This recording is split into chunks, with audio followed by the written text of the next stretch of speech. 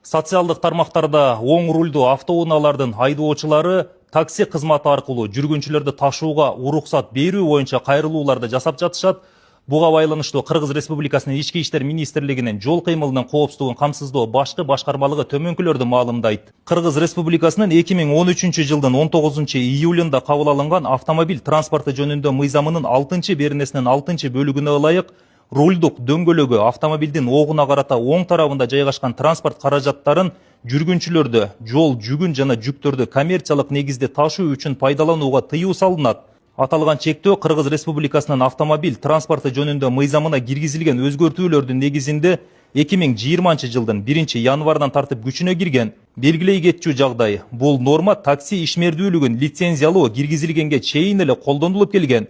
Бул чечим жол кыймылынын коопсуздугун камсыздоо, жол транспорт кырсыктарынын санын азайтуу жана жүргүнчүлөрдү ташуунун коопсуздугун жогорулатуу максатында кабыл алынган.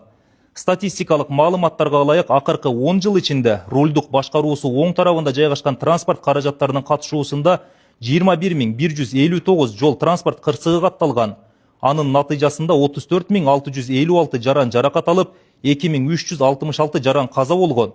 Бул кырсыктардын 60% оң рульдуу автоунаалардын айдоочуларынын күнөөсү менен болгон. Жол кыймылынын коопсуздугун камсыздоо башкы башкармалыгы жарандарды Кыргыз Республикасынын мыйзамдарын жана жол эрежелерин так сактоого чакырып, оң рульдуу автоунааларга лицензия берилбей тургандыгын билдиребиз.